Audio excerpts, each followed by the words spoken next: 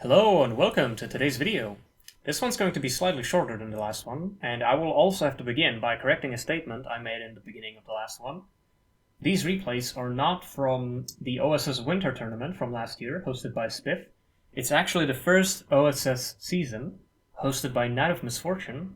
Link is in the description, I will not spoil the results. And this is going to be a match against Fortuna on Coalition Shipyard. The map can be a bit menacing if you're new to the game, but it's actually one of the most balanced and fun maps to play on. Well, maybe not so much for UEF, but it's quite fun to play Cyber and Aeon here, even though you have to be very careful on the flanks. So, these are also games from the OSS season, and it's going to be 2 matches, as usual. The loading screen is a bit long, Fortuna doesn't have the greatest PC.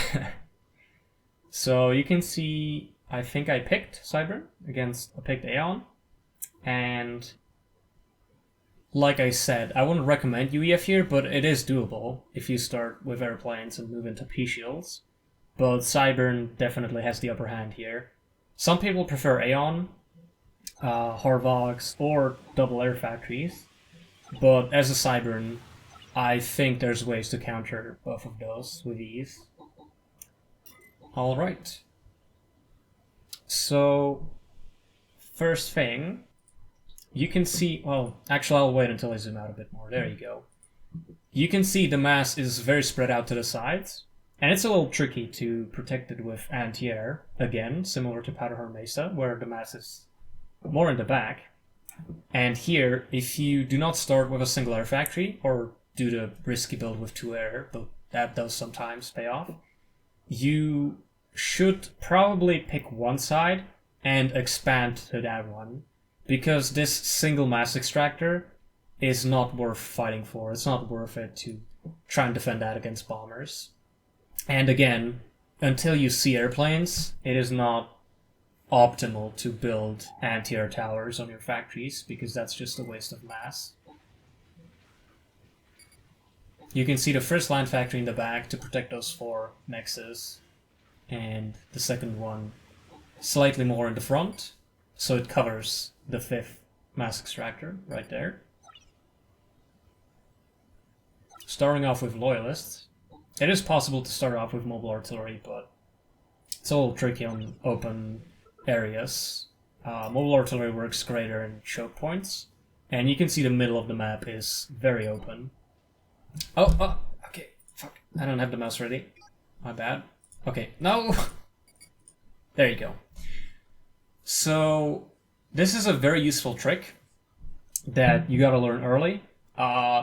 If I selected my commander and just right-click on the mass extractor to build it, well, with the mass extractor building selected, my commander would pathfind to basically move into position first and then build it, but it completely ignores closer paths that would require you to build over walls. So what you can do is give your engineering unit a movement order close to whatever you want to build over an edge, over an obstacle, and then with shift queue up the building. This can be used to build navy. Let's say I wanted to place a factory here. God, I hope you can see the mouse. If I just selected the factory and clicked there, what my AC would do is try to pathfind there. I think it would try to go around the back, but I'm not even sure that the water is shallow enough for the commander to walk there. So it would probably just completely refuse to build it. But if I give a movement order first onto this dock, bridge thingy, and then queue up the naval factory, there's you wouldn't have an issue building it as long as it's in range. But with this, you gotta be careful, because when you queue up the building, when the movement order is complete and the engineering unit moves to the next order, which is to build whatever you queued up, if it's too far away, it's again going to try to pathfind around to it. So you gotta keep paying attention and make sure the order gets completed. So when the unit is approaching the position, it would be better to just double check if it really is in range and building. because this isn't as extreme of an example, but on Saturn's Clutch, for example, if you send an engineer forward to build a naval factory over the edge, at the top right or the bottom left spot, and you don't double check if they really are building, and you accidentally queue up the naval factory too far away, then the engineer is going to go really far, really far around, take the long route, and you're going to miss like 40 seconds of time that could have been spent building submarines. Or Cyberne cruisers, whatever you're into. Submarines would probably win, but... Okay.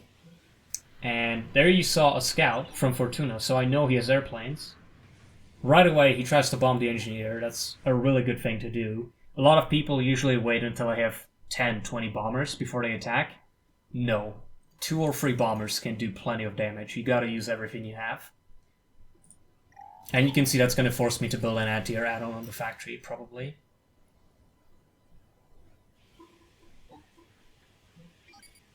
Great shield coverage on the factory, pretty useful.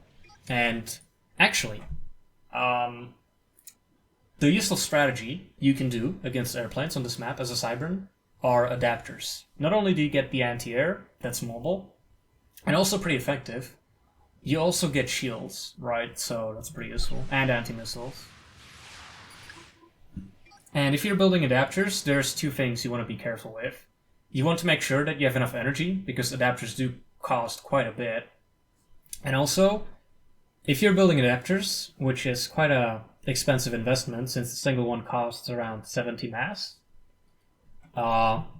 it's actually better to not build any factory add-ons, since the adapters, you're constantly pumping them out from the back factory. You want to reserve the front ones for units that aren't anti-air, that can deal damage to land units, so like bots or mobile artillery or missile launchers. If you're pumping out the adapters from the back factory, you're going to have a constant stream of units, and if bombers come to harass the back of your base, all you have to do is just select the units that are in this constant stream and move them back a bit to defend. And that only happens if the enemy is attacking with airplanes. Most of the time they're going to be busy defending your own base. Because like I mentioned in the last video, as long as you're keeping pressure on them, they have to focus on defending their back base instead of harassing yours, right? As long as they're occupied, they can't harass your expansions. And you can see this is a pretty good way to expand on this map. You get 4 mass extractors here, 3 here. Expanding to this one isn't that hard. Maybe not the best idea, but with these 7 mass extractors, you can actually last into the mid-game easily, as long as you push early enough. If you're going pure land, you always want to push out early, because it's a race against the clock. Airplanes or research are an investment into late game, so in the beginning, Fortuna's not gonna be that much of a threat with a couple airplanes, but the moment he breaks around 15-20 airplanes, it's gonna be very dangerous. The longer you wait, the stronger they become. And here you can see me defending the radar by repairing it and using the adapter shields. He tries to take it out, but doesn't really succeed. Maybe should have gone for a second run there, because he is losing airplanes on that. And I think on the second run the radar would have died, so at least it would have been an equal trade. But here he loses an airplane but doesn't destroy the radar, so that wasn't an optimal engagement for him. And you can see me research the Cyberne missile launchers, because I am planning to push out and play very aggressively. A single factory add-on there, just to protect the radar, just so he doesn't get close. Because even with the stream of adapters, a couple airplanes going in while I'm distracted could take out that radar and force me to basically occupy an engineer who is probably doing something else, like assisting a factory or repairing, and also spend 50 mass on rebuilding the radar. Assuming you build it, well, assuming I build it on the wreckage, on the dead radar, which is going to cost half the price. And here you see me build another factory add-on in the back, since Fortuna did start with 2 air factories, you can kind of tell what your enemy is doing without really scouting them. If you look at their unit composition, that's way too many units to be built in a single air factory, even if you're assisting it with everything. So the moment I know Fortuna has 2 air factories and no land units, I stop making loyalists or Brackman, and I focus purely on anti-air and missile launchers. You see him take out 1 mass extractor there, but I think that's gonna come at a price of losing whatever he has down there. And now you can see that bringing a few missile launchers early on really pays off, because if you run into anything exposed, like those mass extractors there, or if I ran into a radar, then that's some damage that's gonna help you later on. In case you didn't catch that, it was me dropping down a radar. I know I played really really zoomed out, because it's pretty useful. You get to see the whole map, and unfortunately, Supreme Commander 2 does not support, what is it called? Splitting the screen into, seeing multiple parts of the map at once, basically. But playing slightly more zoomed out usually helps to keep track of things. Let me pause it a bit next time I zoom out. In the back, you saw me queue up the mass extractors, even though there's no anti-air. That's a bit of a bluff. I'm basically hoping that Fortuna doesn't scout and see that I have mass extractors there. And even if he does, he's gonna be very occupied with this spot right here. You can see, oh god, how do I... Okay, let me move the mouse out of the way. Hopefully the task, whatever that's called, the play bar is gonna disappear. Okay, if you look on the bottom, you can see there isn't a single turret there. The structure with the land blip right over it, that's definitely a land factory. So is the thing that's slightly more to the right and on the bottom. And then that's just a mass extractor. There's not a single building in there other than these 2 factories. The second one right here, hidden behind the play bar. So all that Fortuna has is these couple units, definitely less than what I have, plus shields, engineer. Fortuna's definitely gonna have to use his airplanes defensively to protect his base, because if he doesn't, if he tries to harass my mass in the back, then that would basically cost him the game, since he has nothing to defend except those airplanes at the moment. And you can see, please press shift. Okay, you can see that the trick where you can build over obstacles also works for recycling, capturing, sacrifice cap, I don't know. It works for recycling as well. So I give the engineer a movement order here, recycle it, and then go assist my ACU to repair it, and use the ACU to charge full. Actually, no, I just use the ACU. Okay. And you can see we're only 6 minutes into the game, and I'm already at Fortuna's doorstep, threatening his existence. So people wonder a lot of times, how do you get so many units this quick? Well, just start out with factories, easy. It's pretty funny when you get called a hacker if you attack in the first 10 minutes. It does not take that long to travel a small distance over the map. Okay, here you can see, you gotta keep the land units behind your commander, right? The commander is basically walking experimental that you start out with. 20,000 hit points, repair capabilities, recycling, building. You can do a lot of things. Plus, you can just repair the 20k hit points. You can repair the damage you've taken later. So that's basically damage that you've taken for free. You keep the units as close to the back of your ACU as you can, because if you're too far back, the units in the back aren't going to be in range to fire at the enemy, right? So you try to be maybe on the side of your ACU, but still behind, still slightly behind. So the first thing that the enemy units target is the ACU instead of your units. And maybe if all of them start firing at the commander, you can move slightly forward, because units are going to continue targeting whatever they're shooting at until it's dead or until they lose sight. Tanks outrange bots, and they also have a higher DPS. So in this engagement, if I didn't have the adapters, Fortuna would definitely have the upper hand. But I do think I have more units, plus the adapter shields are definitely going to come in handy at negating some of the damage.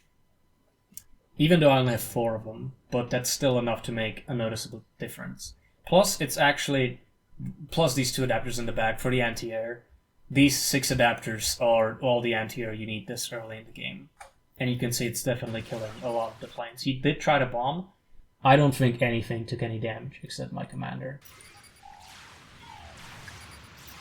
And yeah, you wanna, if you're using shields, be it P shields or adapters, you wanna continuously move back so the P shields have time to recharge.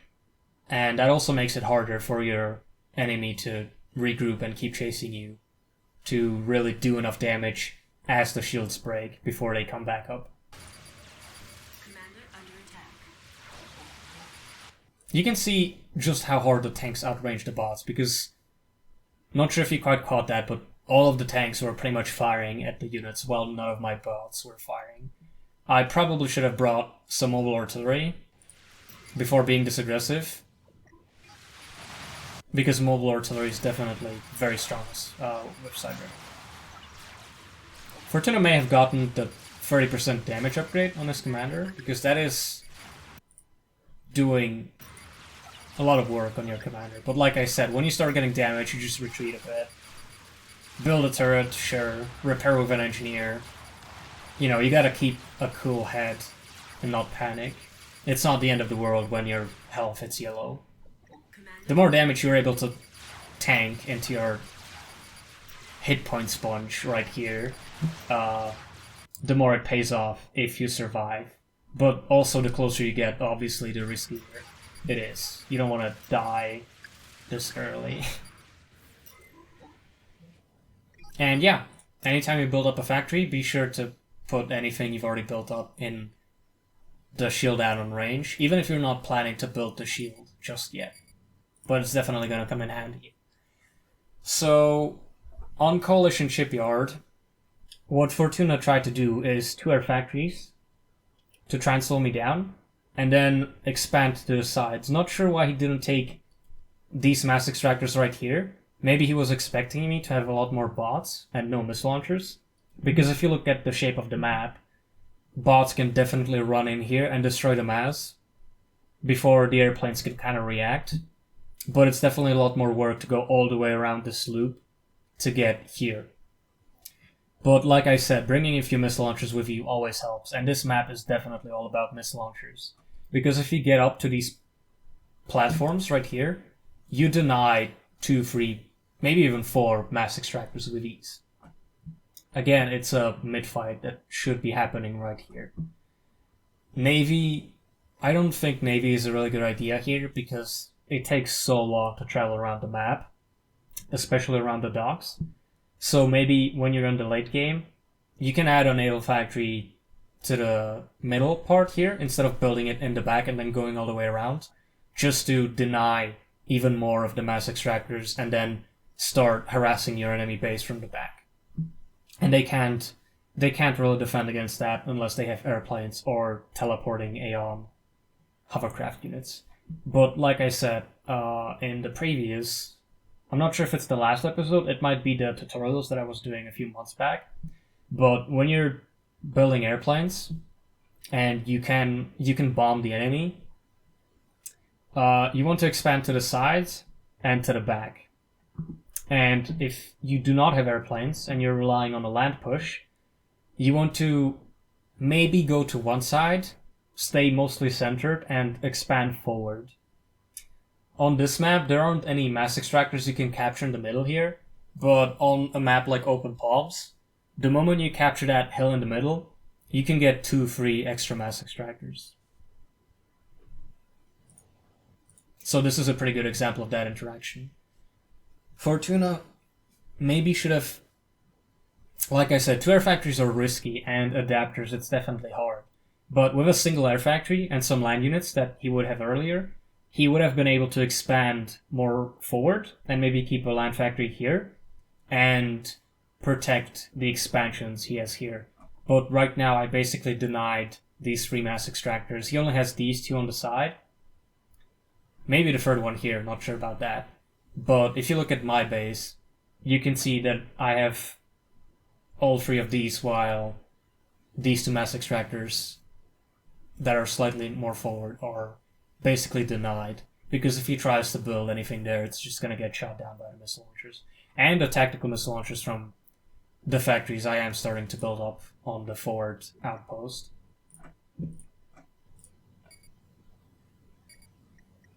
I think I'm trying to send some units to the side here. No? Oh, yeah, okay, I split off some anti-air to send some units to the side. Because Fortuna did lose quite a bit of airplanes. You can see the wreckage here from the dead planes. So you can definitely afford to send some harassing units to the sides. But the thing with airplanes is, as you're expanding to the sides, you're not going to really be able to bomb the centered army in the middle, since they can just cover that with anti-air turrets, or just have enough mobile anti-air to deny that. But you can definitely stop them from attacking the sides, because if you want to flank like that, you have to split your army into 2-3 groups. You're stretching yourself really thin, and the airplanes are really mobile. Actually, let me pause it while the bottom is in view. So that's probably going to be more interesting to stare at. Okay. Yeah. So basically, the airplanes move really fast. And if I split my army in 2, each half to one side, maybe, or keep one half here, send one to harass, Fortuna can, or any air player, can take all of his airplanes and attack only one of the halves, destroy that, and then go back and attack the other one. Basically, he doesn't have to split his airplanes. He can use all of the airplanes on one group. So, the mass he invested into the airplanes is definitely going to be more than the mass you've invested into the small raiding party. So, strategically, you're always going to be at a disadvantage if you're splitting up your army, because he can pick his targets, the air player, or Fortuna in this case. He can pick what he's going to attack, since the airplanes move so fast, attack the weakest part, and retreat before you have a chance to really push. So that's why, if you're building some mobile anti-air and you're pushing up against planes, you really want to keep your army in one spot, and you also want to push forward to really spearhead through their territory, because if his planes are here, maybe bombing some mass extractors here, if he wants to go to the right side, he has to go all the way around everything you've built up, which is increasing travel distance dramatically. He can't just fly over. Well, right now I don't have much anti-air here, but as the game progresses, if you're expanding forward and you're building more and more anti-air, or maybe airplanes of your own that can fight over the anti-air, the enemy air player, or in this case Fortuna, has to go all the way around your base to reach the other side if you expand forward and cut into their lines. But like I said, the moment they lose their planes, you want to abuse that, and you send some raiding parties to the sides. I don't even bring any bots here, because all of his units are... Okay, let me get that out of the way. All of his units are somewhere about here, and the missile launchers can shoot over these walls with ease to destroy the platforms up there. And I think the mistake Fortuna did there was a little too aggressive on this group right here, sacrificing 7 of his planes, which then resulted in me being able to attack the side. You can see only 2 adapters defending that raiding party, and there's nothing really you can do to defend. Immediately I build a radar, so I can have a range on this mass extractor here. It's not necessary, because if you select the mobile missile launchers and you have them in range, even if you don't see the mass extractor, you just set them to ground fire, press A, or, I don't know, the attack button here. Just use the shortcuts, it's better. You press A to ground fire, and then you left click on where the mass extractor is, since you can see the green hexagon outlines.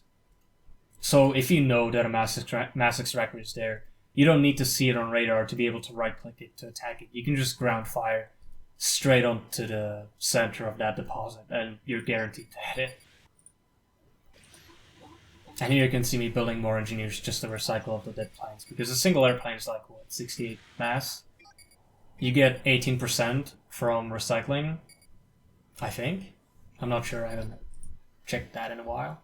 So it is definitely worth it to recycle some of the dead units in here. And you can see me, again, using the trick where you can build over the walls. On this map, it's pretty much necessary to know that, because it can just speed up your builds so much and also make your life much easier. And with Aeon Engineers, you can do some you can do some sneaky moves, because the Aeon Engineers can sacrifice capture, where they capture an enemy unit in like 2 seconds, but in the process they die. So if you have an engineer that's not really busy, you can just move it up somewhere to around here, and over the wall initiate the unfortunately there's no shortcut for sacrifice capture, so you have to click this. You just initiate the sacrifice capture over the wall and basically take one of the enemy mass extractors. And then before they capture it back, you can just Control K it, suicide it, and they lose all the veterancy they have that, because veterancy is a big thing on mass extractors. I still don't have any mobile artillery, which is probably not a good thing. Mobile artillery is definitely one of the strongest. Okay, now I'm building it. Mobile artillery is definitely one of the strongest tools Cybern gets at their disposal.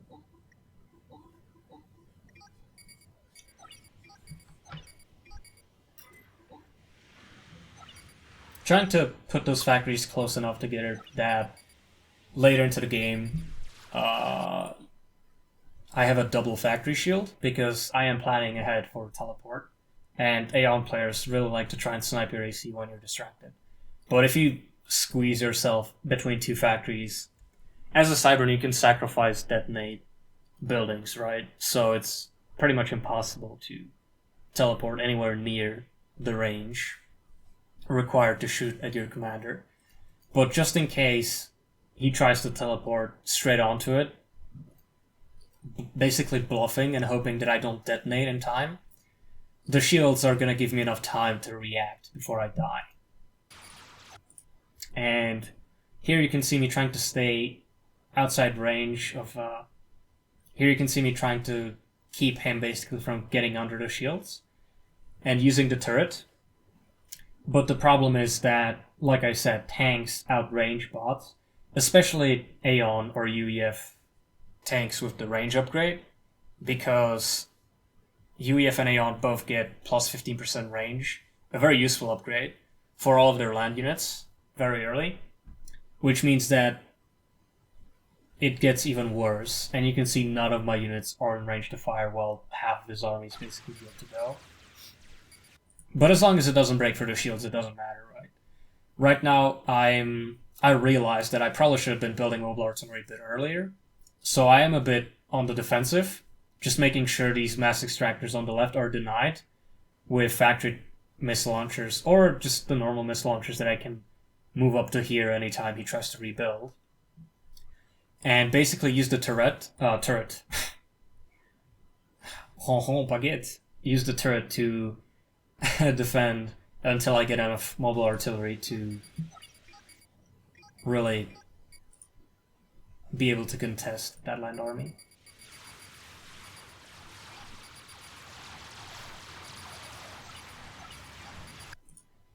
And you can see Fortuna just doesn't care. He goes straight into the turret range and attacks the factory, which I'm not building a factory shield on it yet, but if I had a factory shield that would be even better. But like I said, I'm fighting on home turf here, and I can just, even without the shield, I can use the factory to soak up some hits and then just repair it with my commander. This is not a good engagement for Fortuna. What he should have done is definitely build up more missile launchers and try to destroy these buildings from far away instead of just charging straight into my defensive line. Oh yeah, I completely forgot about the adapters. The adapters are basically gonna enable my stuff to soak even more damage before I have to worry about sacrificing some units to avoid losing. Yeah, and you can see me repairing the factory and hiding my units behind that. Oh, actually, there's the shield. And you can see units under factory shield.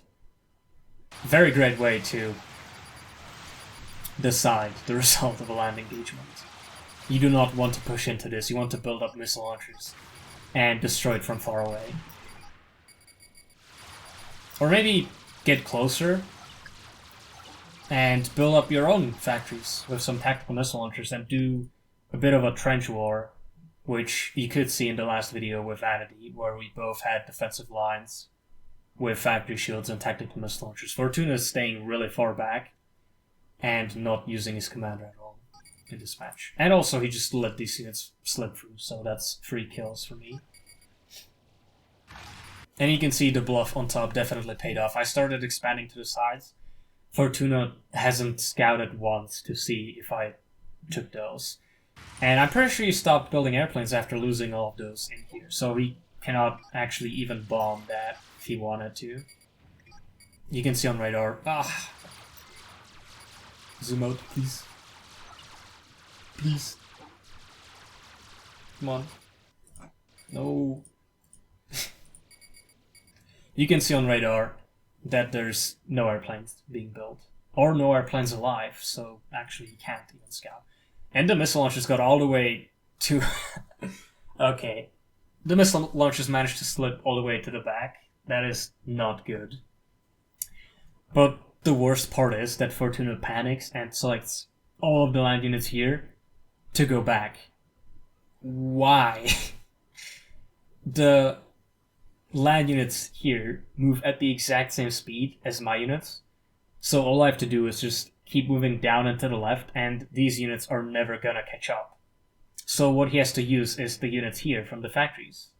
These units should continue fighting here, the important bit, so Fortuna can expand a bit more and regain some of his territory. But I think with this forward outpost right here, Fortuna should just give up on these mass extractors. He's not getting those, and try to get this territory.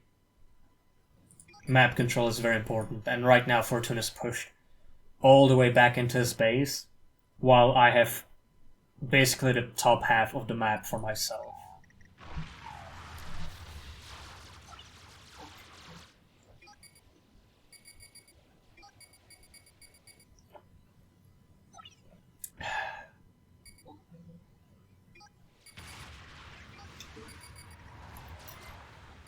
Okay. And now, because his units are all the way here, I can move in, do some damage, and move back. So I'm, again, able to defend here before his units can get here. Like, geometrically, the distance just doesn't work out. Why his units are so out of position that I can just move down, do some damage, move back, and there's nothing you can do now. But I'm not sure if I go in. I'm playing it safe, probably, because it is a tournament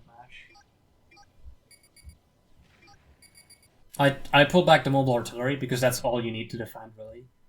Once you get more than 10 Brackman, you don't need any bots at all. The mobile artillery is going to do enough damage.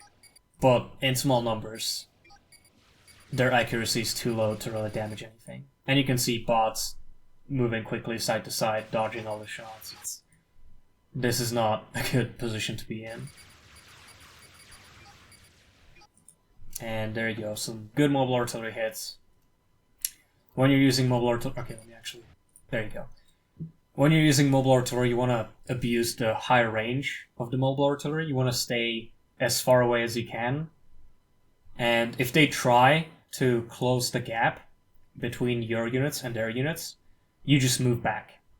And the best thing is that you can just continue moving in a straight line, but if they continue to move in a straight line, the mobile artillery is going to destroy everything. Because mobile artillery can linearly simply try to predict where the units are going to be as long as they're moving in a straight line. Curves and circles just completely mess up the targeting. But if the units are moving in a straight line, then the mobile artillery is going to hit all of them. And in order for these tanks to catch up to the mobile artillery here, if I'm moving in a straight line away, even if this was bots and they were slightly quicker, Fortuna would have to keep moving in a straight line to chase me, which means he would start taking some heavy damage from the mobile artillery. So he has to dodge the shots and zigzag, but all I have to do is just move back in a straight line. So again, geometrically, the distance just doesn't work out, and that is why, as an Aeon, you want to get teleport fast, because you cannot compete purely with tank spam. What you have to do is get teleport, or use your commander and use turrets. Because turrets, especially the Aeon ones, outrange Cyber mobile artillery so hard. They don't outrange mobile missile launchers, but the mobile missile launchers have just barely more range than a turret.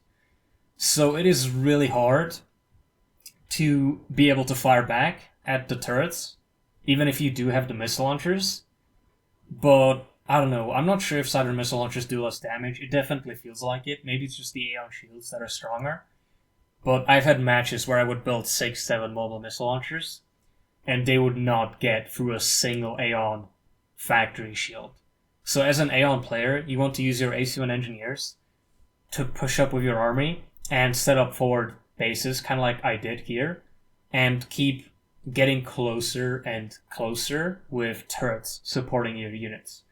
The turrets are going to prevent the mobile artillery from getting close,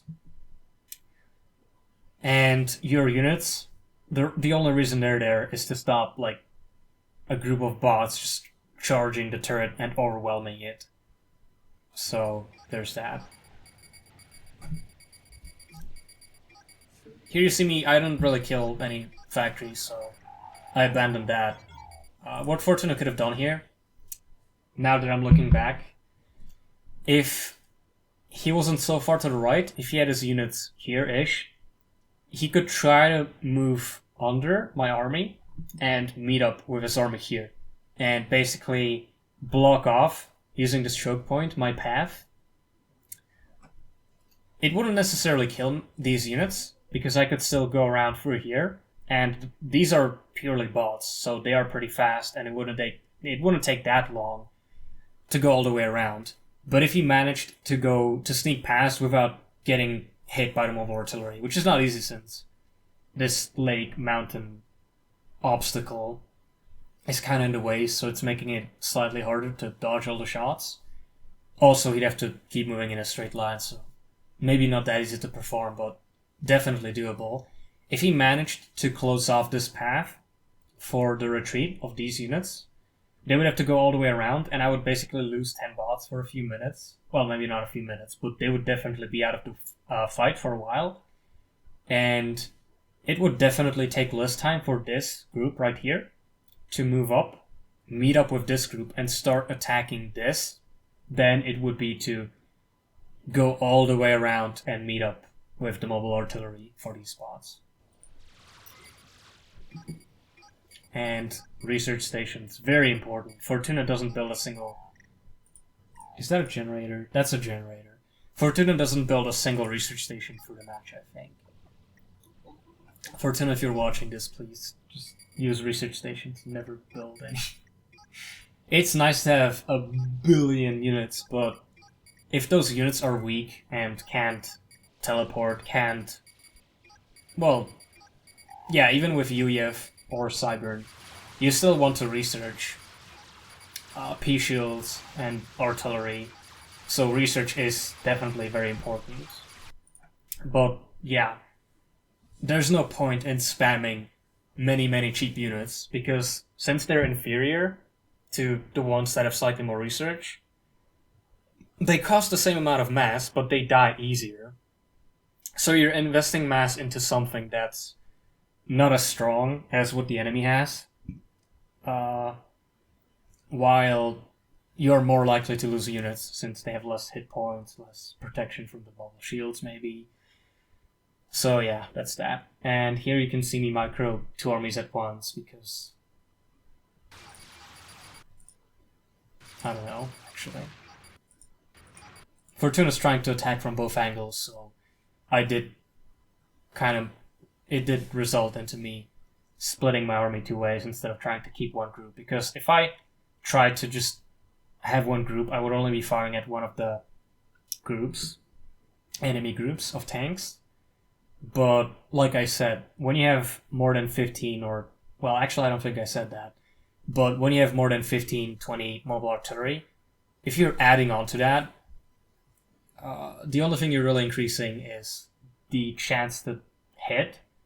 But since I have 2 groups of 15-ish Bragman, 2 considerable clusters of mobile artillery, I can just keep one firing on each enemy group. And it's definitely easier for me to just stay out of range of the tanks than it is for Fortuna to keep dodging all the mobile artillery on 2 different groups at once while trying to move in and do some damage. And here you can see Fortuna tried to move in, but that just doesn't work because I can keep retreating forever. All of this space is free to use by me. And even when I get back here, I have this forward outpost with a turret and a factory shield, which would stop Fortuna anyway. And you can see, like, it's just purely a strategy mistake. You cannot really fight mobile artillery spam purely just by spamming tanks. And even though I only have like 8 bots, all of the damage is being done by mobile artillery.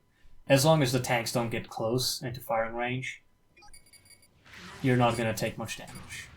And there goes the Control K.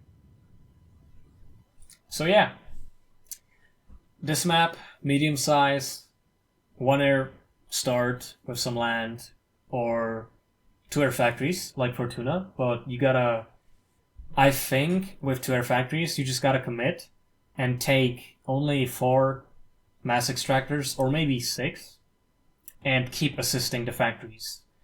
Early air factories is a decent strategy, where you build them before any mass, then you don't expand too much, you just keep assisting the factories.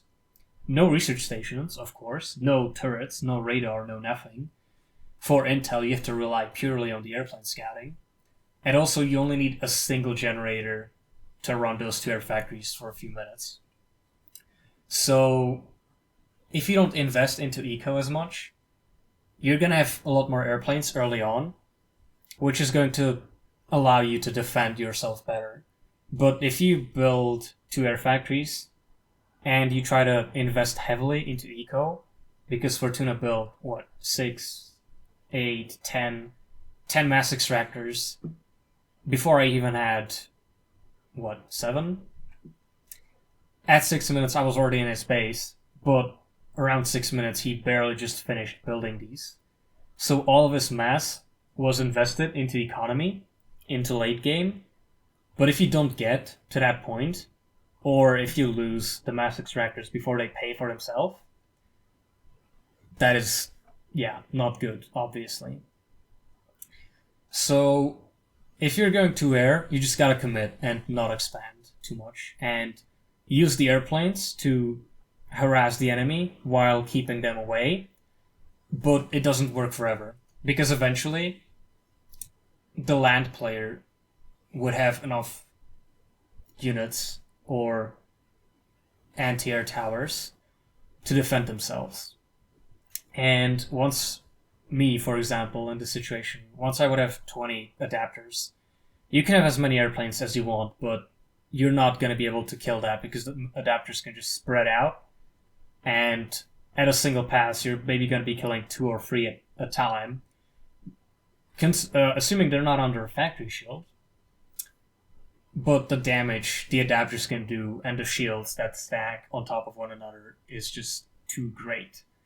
So the airplanes only work for the first 10, 15 minutes maybe, and you absolutely must switch to land after a while. Once you start feeling like you did enough damage to the enemy expansions, and once you feel like the enemy is building up too big of a land army with too much anti-air towers or mobile anti-air, then you have to stop the air factory production and switch to land. And in theory, the airplanes are gonna keep the enemy from expanding. If they expand, you're gonna kill the mass extractors before they pay for themselves. So you have to keep them at around your economy level. You have to prevent them from expanding, and maybe even kill some units, which is basically paying back mass. And when you switch to land units, all you have to keep building is tanks or bots or mobile artillery, right? While the enemy has to spread the resources on anti-air towers all around the map, mobile anti-air, and they also have the constant fear of being bombed. So they have to keep paying constant attention and be ready to spread their units anytime if you try to go in. Like you could see me do on the Powderhorn match in the last commentary I did in the last episode, me against Vanity, where just having those airplanes close by, ready to bomb, is enough to put psychological pressure on the enemy, even if you're not planning to use them. I think that's everything, yeah. Build airplanes, prevent your enemy from expanding, and then switch to land. And in theory, since they have to spread their resources on all the anti-air, you should have more land units and be able to win the land fight as well. Or maybe instead of that, you just have the land to defend, drop down 1 or 2 research stations, but that doesn't work with early 2 Alphahex because you won't have enough mass to do that. That only works if you manage to expand because their enemies scared to push and they're staying back just building anti-air. If they do that, you can expand a bit more and maybe invest into research, and as a Cybern try to get a Megalith, or as an Aeon, I guess you would have to build land anyway and then get teleport. Yeah. If it's a land mirror fight here, it's obviously going to be all about flanking. You want to protect these expansions here while trying to sneak some units through to attack the other ones. But if you don't take these 2 mass extractors on the side, you can see that if an enemy is coming in, they have to go all the way around here to reach those masses, while you have a constant stream of units coming from your base. So if you see some units coming in on a radar, even if you don't manage to cut them off with whatever you have in the middle before they reach that, you can just divert some units here, and all you have to do is this, right? While they have to go all the way around and do this little loop. Plus you can see them coming on radar, so you have more time to react. But like I said, you have to try and cut them off before they get to this choke point right here. And if you're confident enough that you can do that, if you know that you can do that and cut them off before they get there, you can take these mass extractors as well. If you start with airplanes and have some bombers, they're definitely not going to be able to send 3-4 bots to the side unless they're Aeon or Valk bots. So you don't even have to worry about splitting your army in the middle to try and cut that off. Not sure what else I could say on this map. Can't really AC rush because these choke points are impossible to get through. So there's really no mass you can harass. Plus a lot of people start out with 1 air factory, so you can switch to gunships if you see an AC rush. Oh, probably too far away from the mic. If you see an AC rush, you can just switch to gunships and completely annihilate them before they can do anything. Second map, Desolatia. I'm going to do the same strategy I used against Vanity. I do this strategy on this map every single time, and I think that was my downfall in the tournament, because one specific person, Morgan Raw, I think he knew exactly what I was doing. I think he practiced exactly against what he knew I was gonna do. And yeah, I just got completely destroyed. Like I said, you gotta play unpredictable. If you keep doing the same thing, the enemy can tailor-make a strategy designed to beat whatever you're doing. So even though 2-land factory P-Shields is a great strat here, you have to have some other things up your sleeve.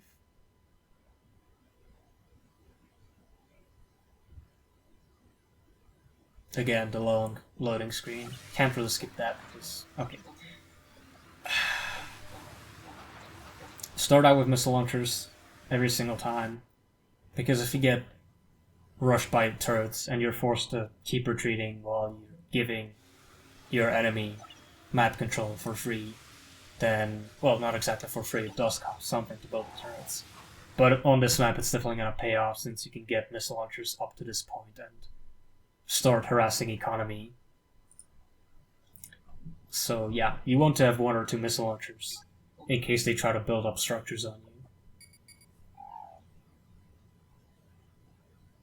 And you can see just how far this one radar can reach. You can basically see if they are building any land units or airplanes from this distance.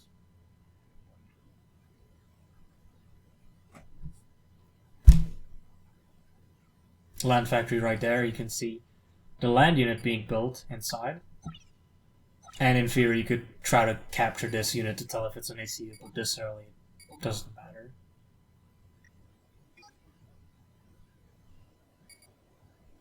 And yeah, you definitely want to expand to bottom left or on the opposite side top right later, because it's kind of hard to defend that early on when you don't have many units.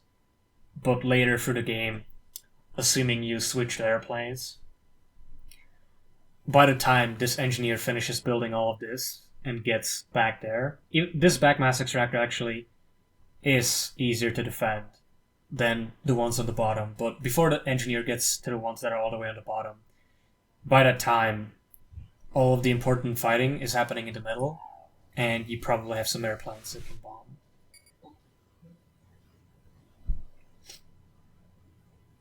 But it's really tricky to try and defend those against bot spam. I guess you do have to maybe build a turret there. And the bot mobility is going to be enough to get there first, but they can't attack the turret. They have to wait for missile launchers, and the missile launchers are going to travel at the same speed as your tanks. I'm just waiting for me to zoom out a bit. So it's actually gonna give you a chance to be able to actually. I'll have to use this side right here. By the time missile launchers get around like this, maybe you don't take this front mass extractor, which gives you even more time before they get all the way back here. These are 2 mass extractors in the back here, so maybe you don't want to be too greedy and take this one. By the time missile launchers get all the way around, you can see that this distance is longer than this distance. So you can definitely get units there if you need to defend that, and just have a turret there to support them. So bots don't just charge that spot while your tanks are on the way there. And it is a UEF mirror. There's a bit of a divide in the community. Some people like to start with P-shells. Some people like to start with mobile artillery in UEF mirrors. I think you gotta try both. It's better to know the strengths and weaknesses of every single strategy. And the best way to know the weakness of a strategy is to try it yourself. Because then you know what you can basically see firsthand what the dangers are. And if you lose, you see exactly what the enemy did to beat that. And then the next one, the next time someone else is using that strategy against you, you know what to do because someone else countered you while you were using that strategy. So it is not good to keep doing the same thing over and over, playing the same faction every single time, because you don't get to try out the other factions and know their weaknesses. Here you see Fortuna has more units, but this forward factory, I think, is definitely worth it, because if you build a turret here, it's in range to cut off this path, this choke point, with help of this obstacle. And again, geometry. For Fortuna to move up here, it's the same distance for you to move up here. So there's no way for him to sneak around and try to get here before you can react. But if they are pushing you back, and you have to retreat a bit, maybe you're using mobile artillery, and they're using pure tank spam, right? Like I mentioned in the Coalition Shipyard match, with mobile artillery you want to keep moving backwards while trying to make them move in a straight line instead of zigzagging, so you keep hitting the enemy units from a higher range. If you're moving back and they manage to slip through here, then their units are moving at around the same speed as yours, right? So if they continue moving north, there's no way for you to continue moving north and catch up. So they're definitely going to get some hits over this wall. Actually, that's a cliff. They're definitely going to get hits over this cliff. And then, again, geometry. Their units are here. Your units are here. You're moving up, but all they have to do is just move back here, right? So before you're ever able to catch them, you can't just charge their base because they're still going to have some... Their main army's still going to be here. It's just a raiding party of a few missile launchers that sneaks through, goes up, and then comes around and meets up with the main army before you can chase them down, because your tanks are going to be moving at the same speed as the missile launchers that are just going back into the main army. Even though I have less units than Fortuna, if he tries to attack, I can just use the factory shield and travel time to equalize that fight. So securing this territory on this map is definitely very useful. And you're actually going to see Fortuna have trouble defending his back mass extractors because he didn't build anything close to the middle, any forward bases.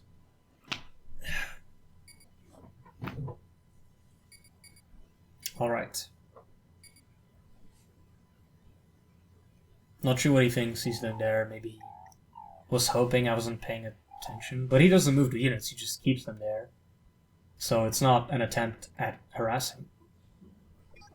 And yeah, if you work out the geometry, if he tries to go under a mountain, he has to travel a longer distance than I do, so I can just move these units slightly to the left, while he has to go all the way around. So I definitely have all the time in the world to prepare for the engagement.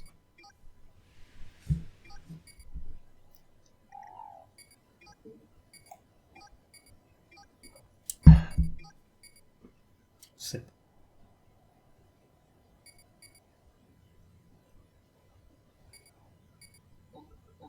You can see the unit composition is now mostly artillery, which is what you want to go for when it's a mid-fight.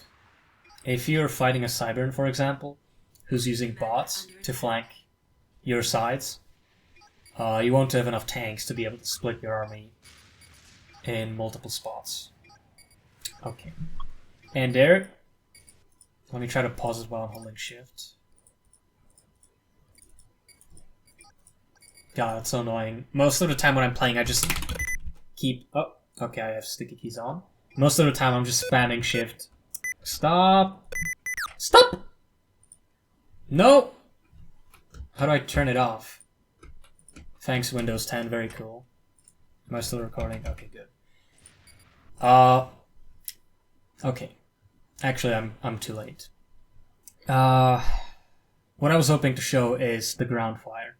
Right, if you select your units, specifically mobile artillery, and put them in a control group by pressing Control and a number, so you have easy access to them, you switch their stance, I think that's what it's called, to ground fire. If you don't use the ground fire, it's actually not going to change anything. The units are going to continue behaving exactly like they were before, but if you click A on your keyboard, or press the button here to attack, and click on the ground, what they do by default, when you click A and click on the ground, is attack the nearest unit. Every single one of these units is going to try to pathfind and target the nearest enemy unit it can see. Which can be useful at times, not with mobile artillery, with tanks it can definitely be useful. I'll have to show that in a future video. But if you switch them to ground fire and press A and click on the ground, instead of targeting enemy units, they're just gonna shoot exactly at the spot you tell them to. So if I click A and click, let's say here, where my mouse cursor is, what the units are gonna do is just fire a shot there, even if there's no units there. Like I said, by default, the auto-firing units are only able to predict where the enemy units are gonna be as long as they're moving in a straight path. But if Fortuna's units are moving up, my mobile artillery shoots in front of them, trying to predict where they're going to be in the future. If they change direction and move down, all of the shots that are still traveling through the air, because it takes a while before the shots arc through the air and hit the ground, all of the shots are actually going to miss. Right? That's why you want to zigzag against mobile artillery. But if the enemy's moving back, then again, geometrically you're doing a squiggly line while they're just moving back. So if you're moving at the same speed as them, you're never going to catch up. So that doesn't really work. But the better way, instead of letting the artillery fire at wherever it thinks the enemy units are going to be, which if they're zigzagging like this, it's going to fire too far up and too far down, always.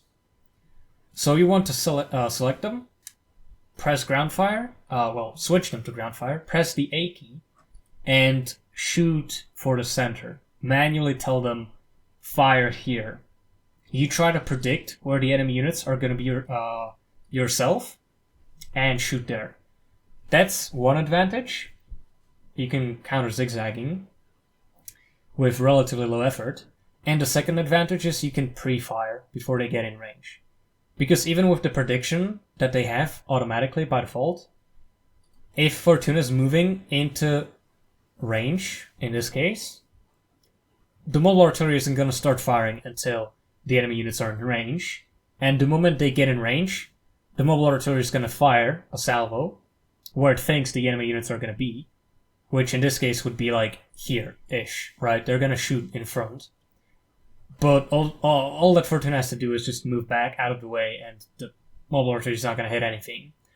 But if you see the enemy units coming in from outside range, you can pre-fire, ground fire at the very edge of your distance, and hit the units as they're coming in range. The advantage where you want to use this is as a Cybern. Maybe you're defending yourself. You invest into research while the enemy is doing purely a land spam rush strategy.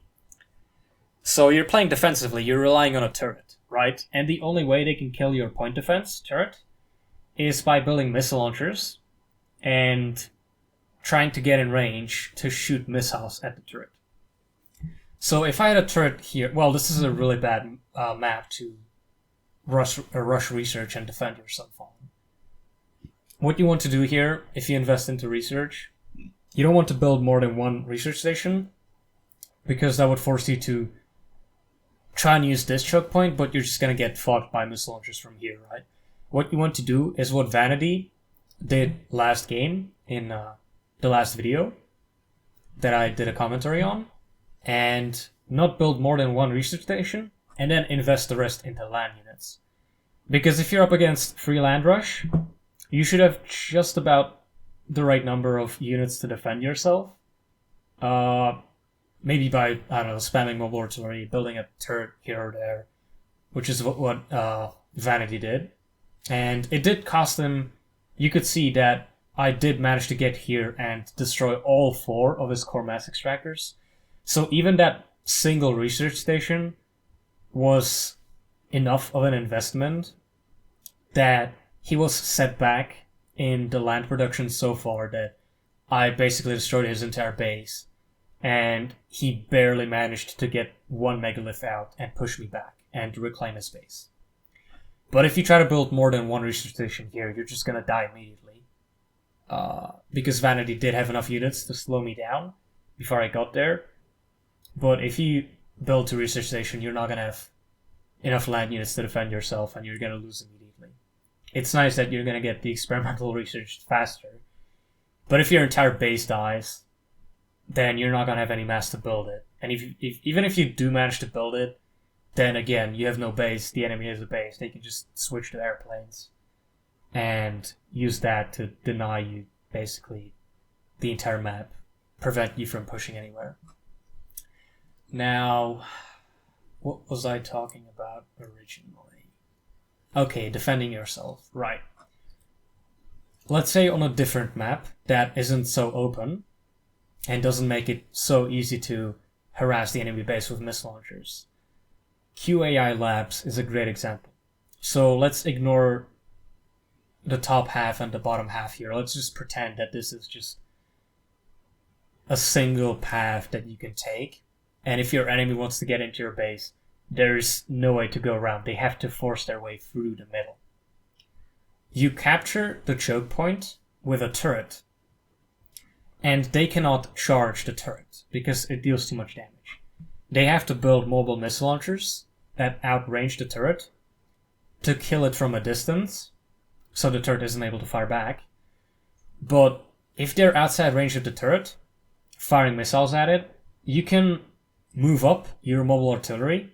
Again, it's a synergy. Turret is preventing the enemy units from charging your mobile artillery. It's giving you space to retreat, while the mobile artillery can be in range of your friendly turret and fire at the enemy missile launchers. This is a very strong strategy, a very strong synergy that works wonders on maps like Van Horn. In the front, of course, where there's just a single choke point, single bridge all the way to the enemy base. So you can basically just build a turret, have some mobile artillery in range of the turret, and fire at enemy missile launchers, basically preventing them from hitting the turret, which gives you so much time to invest into research and build up megaliths, for example. And as a UEF player, you can do, triple research, start out with mobile artillery, and then switch into AC-1000s while using the demolishers defensively, combined with the turret. And I think Fortuna just forgot about these 4 units. You can see I split his army in half. I split his formation, and now these units have to retreat and go all the way around to meet up with these. Plus, since Fortuna doesn't really have a factory here to give support with a shield or something, again, I can get to this spot and start missile launching over the hill, over the cliff. The weird thing is that Fortuna has way more units than me, but I think he just doesn't have the confidence to be this aggressive. And you can definitely see that even with less units, you can just be so annoying and deal a lot of damage. You just have to be able to choose your engagements and be careful about where your units are. Because if you're caught out of position, since they have more units, they are going to just steamroll that. And you can see Fortuna, I think, is that coming from him? Okay. He does have some mobile artillery, but again, I'm using the ground fire and pre-firing before his units even get in range, and retreating to keep myself away. If both people have mobile artillery and they're fighting, the one that can walk backwards is at an advantage, right? Because I can pre-fire while the enemy units are outside range, and when I'm going back, they have to walk into the shots. But Fortuna cannot shoot, even with ground fire, further than the range of the mobile artillery. So he cannot fire at my units while I can fire at where I know his units are going to be while he's trying to get closer.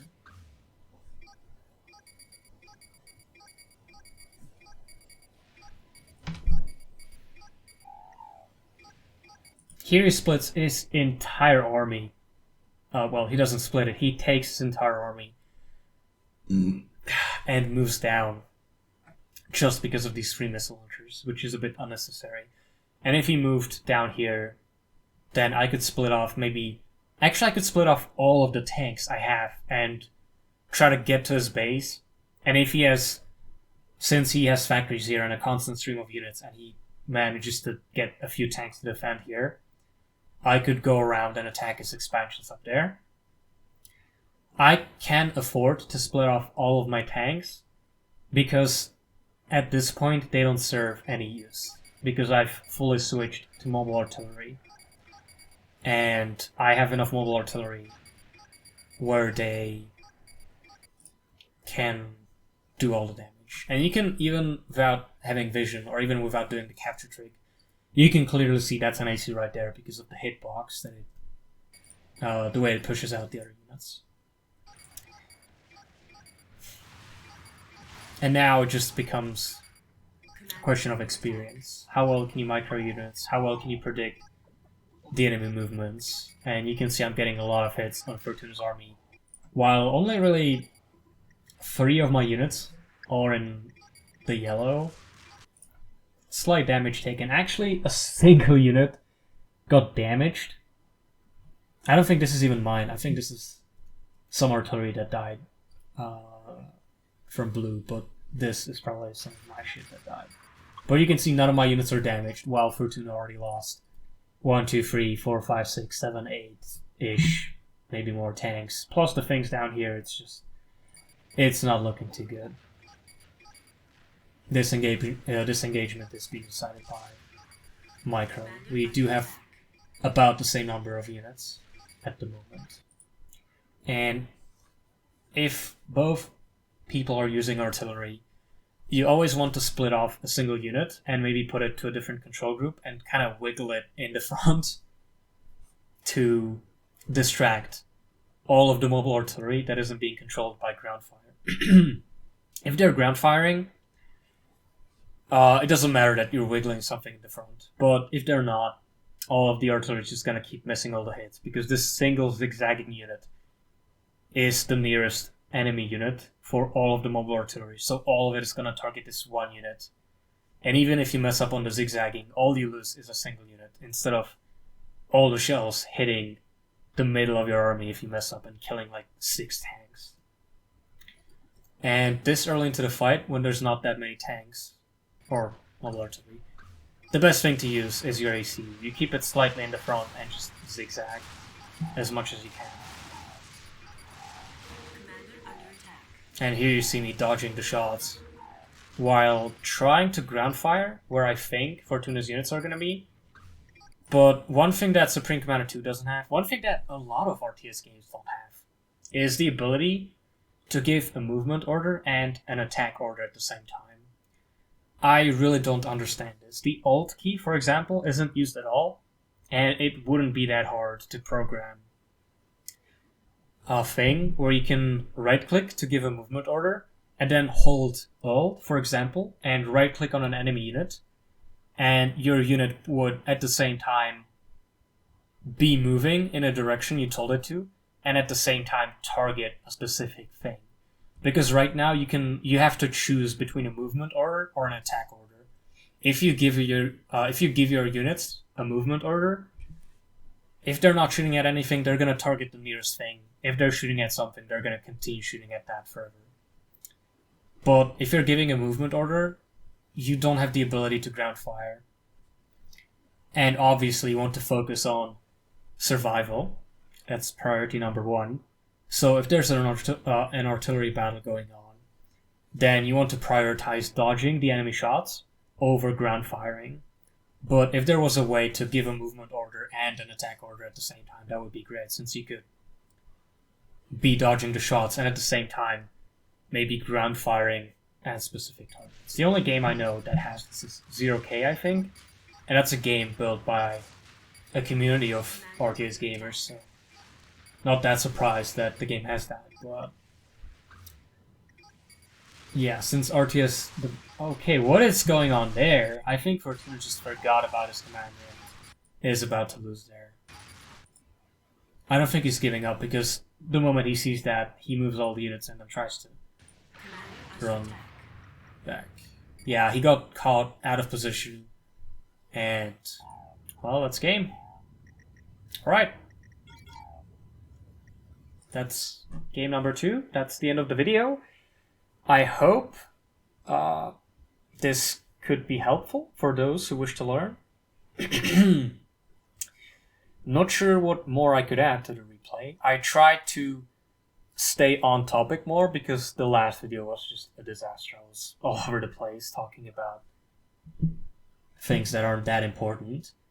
But like I said, I will be doing more of these because people want to see more of these. And there's definitely a lot of replays I still have to go through. And I might start doing some commentary on my old content. So I'm gonna look into that and see what I could elaborate on. Something I could... Maybe some tournaments from a few years back. Because as much as I hate to admit it, I'm not at my peak and I'm not as good as I used to be. Right now, I didn't have as much time to practice and I've been focusing on mostly real life issues. And the only reason I have enough time to play Spring Commander 2 again is because of the whole coronavirus. Well, it's not really a holiday, but I do spend a lot more time at home. So I don't have to spend as much time studying for... Well, that's not important. Again, off topic. I'm trying not to do it, but hey. If you don't like it, then you can just click off the video, obviously. So that's the video. Thank you for watching. I hope I'll see you next time, and have a nice day. Goodbye.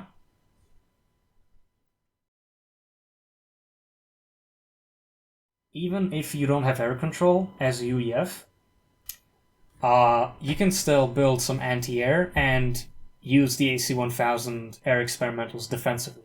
You're staying above anti-air, so the enemy cannot go in with fighters.